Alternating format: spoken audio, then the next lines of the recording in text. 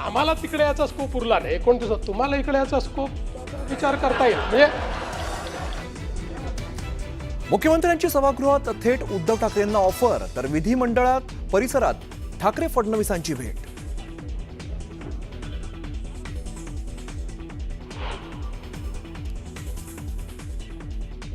एकनाथ शिंदेंची शिवसेना आणि आनंदराज आंबेडकरांच्या रिपब्लिकन सेनेची युती.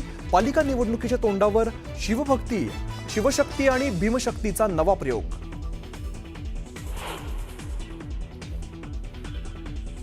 नागपुरात युनियन बँक विरोधात मनसे आक्रमक. मराठीत आलेली FIR स्वीकारण्यास नकार दिल्यामुळे बँकेच्या बोर्डाला फासलं काळं, तर मनसैनिकांकडून जोरदार घोषणाबाजी.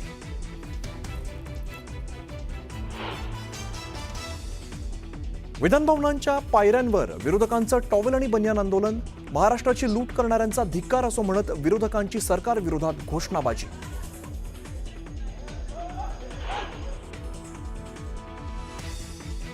भाजप आमदारांकडून नगरविकास खात्याबाबत तक्रारी. मुनगंटीवार, गणेश नाईक, केळकरांकडून अधिवेशनात नगरविकास खात्याबाबत प्रश्नांची सरबत्ती, तर तक्रारींना नगरविकास मंत्री काय उत्तर देणार याकडे लक्ष.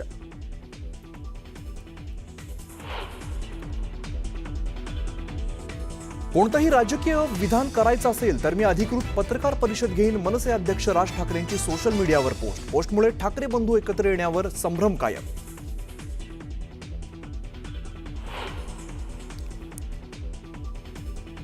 आपल्यावरील हल्ल्याचे मास्टरमाइंड चंद्रशेखर बावनकुळे. प्रवीण गायकवाड यांचा गंभीर आरोप, तर दीपक काटेबद्दलचा बावनकुळेंचा व्हिडिओ गायकवाडांनी दाखवला.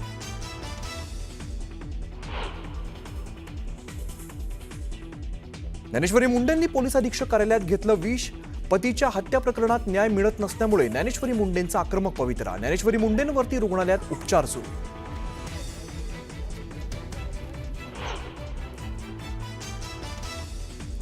मंगळवेढ्यात विवाहित महिलेने प्रियकरासोबत पळून जाण्यासाठी केला आत्महत्येचा बनाव. वेडसर महिलेची हत्या करत आत्महत्या केल्याचं भासवलं.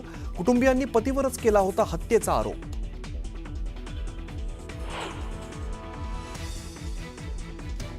गणेशोत्सवात कोकणात जाणाऱ्यांसाठी खुशखबर. मुंबई ते रत्नागिरी, सिंधुदुर्ग, विजयदुर्ग असा M2M फेरीने होणार सागरी प्रवास.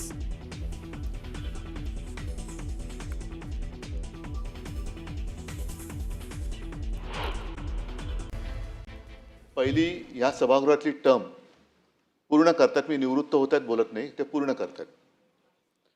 पूर्ण करताना आंबारस तुम्ही जरा जोरात मी पुन्हा येईन बोला,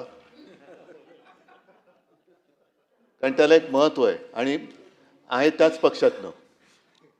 मला अंबादासजींचं कौतुक ऐकायला फार बरं वाटलं, कारण काही जण असे आहेत की आज कौतुक करत जरी असले तरी जेव्हा मी अंबादासना उमेदवारी दिली तेव्हा जरा त्यांचे चेहरे वेगळे होते.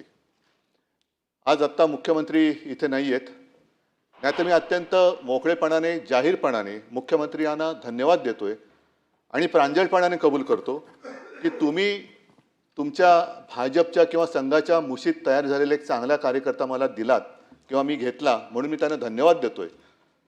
आता हे धन्यवाद जसे मी त्यांना देतोय तसे ते मला धन्यवाद देऊ शकतील की नाही, कारण माझ्याकडनं जे त्यांनी घेतलेत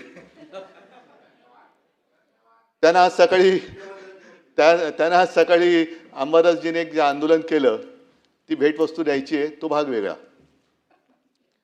पण अंबादास, मला तुमचा खरंच अभिमान आहे आणि या शिवसेना प्रमुखांना सुद्धा अभिमान तर वाटत असेल, पण हळहळ सुद्धा वाटत असेल की अरे याची एक पहिली टर्म ही पूर्ण होते. साहजिकच आहे, आपण किती शिकलो त्यापेक्षा काय शिकलो आणि त्याचा उपयोग हा जनमानसासाठी काय करून देतो आहोत हा एक प्रश्न आहे. पदं येतात आणि पदं जातात, पण शेवटी जनतेच्या मनामध्ये आपली प्रतिमा काय म्हणून राहते हे आपल्या आयुष्याचं फलित असतं. अनेक जण धडपडत असतात की मला पद मिळालं पाहिजे, माझं पद टिकलं पाहिजे.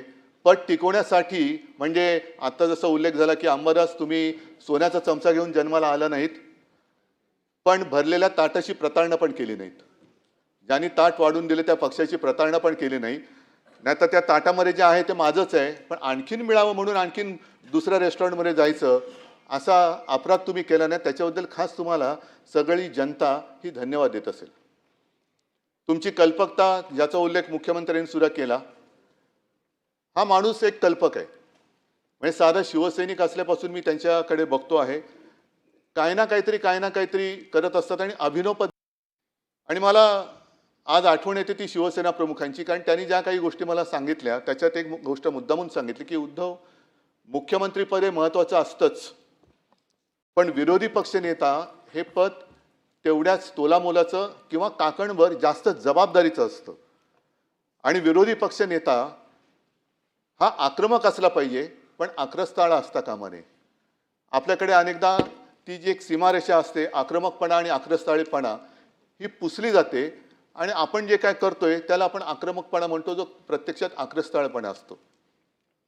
या सभागृहामध्ये अनेकदा उल्लेख केला की खूप विचारवंत व्यक्ती ज्यांनी विरोधी पक्षनेतेपद भूषवलेलं आहे आणि त्या परंपरेमध्ये अंबादास तुम्ही सुद्धा, म्हणजे तुम्हाला आपल्या लोकांनी आठवण करून द्यावी लागत नाही की मी पण होतो. तुमचं नाव हे विरोधी पक्षनेता म्हणून कधी कोणाला विचारलं तरी ते पटकन सांगतील की अंबादास दानवे सुद्धा या सभागृहाचे एक उत्तम यशस्वी सभागृह किंवा विरोधी पक्षनेता राहिलेले आहेत. आता विरोधी पक्षनेता मला आज आणखीन एक आठवण येते. या सभागृहात त्या असतील किंवा नसतील, मृणालताई गोरे, त्यांच्यावरती एक मी लेख वाचला होता. कारण ती माणसं सगळी वेगळी होती. मृणालताई गोरे होत्या, विरोधी पक्षनेते होत्या, दुसरे केशवराव धोंडगे खाली विरोधी पक्षनेते होते नव्हते कल्पना नाही, पण त्यांचं भाषण ऐकायला मी एकदा मुद्दामून सभागृहात खाली गॅलरीत आलो होतो.